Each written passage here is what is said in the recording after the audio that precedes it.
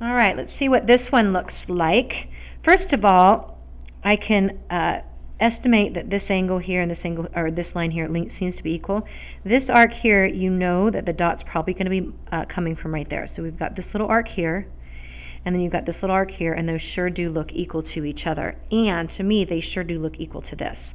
So which is the one that best describes it? We're certainly not bisecting anything or perpendicular anything, which really eliminates us down to an equilateral triangle.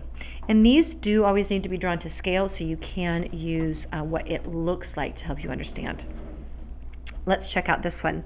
This one here sure seems that we had an angle and then we bisected it. Remember, we've kind of created our nice little rhombus here. So it says, what is the first step in creating this? And sure enough, this is the angle bisector. That's what it says it is. And the first step would be, remember, we always start off with our little archipose, which is this guy right here. So from this point, draw an arc that intersects the sides of the angle at Q and R. So that would be our very first step to that problem, because we are first creating that part of our rhombus. All right, write an equation of a circle with a center here and a radius of 6. I know those are out because I know that it ends with an r squared.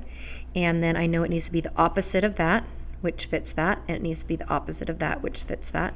So that's going to be it, not that one, because I do need to remember about the opposite. All right, 18. What seems to be happening here? From here, we seem to be drawing a nice little arc here. And from here, we seem to be drawing a nice little arc here. And so what seems to be happening is the perpendicular bisector of a line segment. It sure looks like we have bisected this perpendicularly. We did not have a point off the line. It wasn't like, where was that problem? It wasn't like this one where we clearly saw a point there that was off the line. There doesn't seem to be any point here. We definitely aren't having anything that's parallel when we're done, and we didn't have an angle to begin with. So it sure seems like B would be the best answer. All right, volume of this. So what I want to do here, well, you have a few options here. First of all, this is 9, so this is also 9 here. This is 4 and 5, so this is also 9 here. So this is so not at all drawn to scale.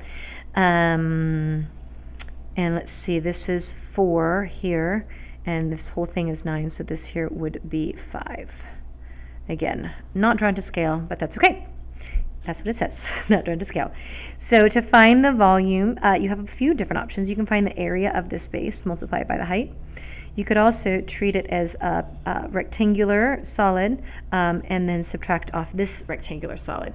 I kind of like taking the whole big rectangle and subtracting, because 9 times 9 is 81 times this height.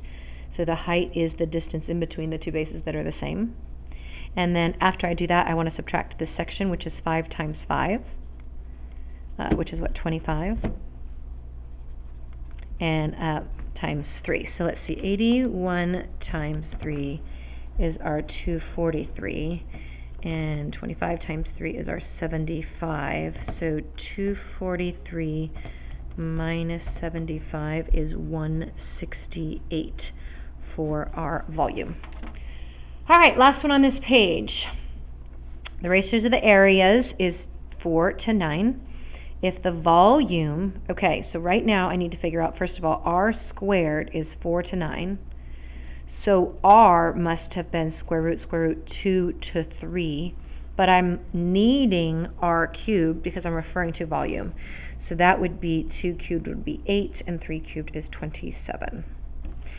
And let's see, 8 is to 27 as the volume of the smaller box is to the volume of the larger box. So I multiply this and get, that's not what I got. Did I do this wrong? Hold on.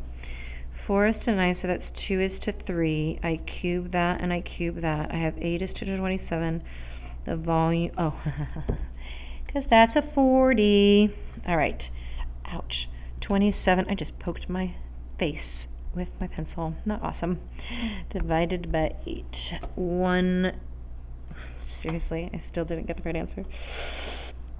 The smaller box is 40. The larger box is, we're looking for it. And we have 8 is to 27 because the square root of that is 2 and 3. Cube it, cube it.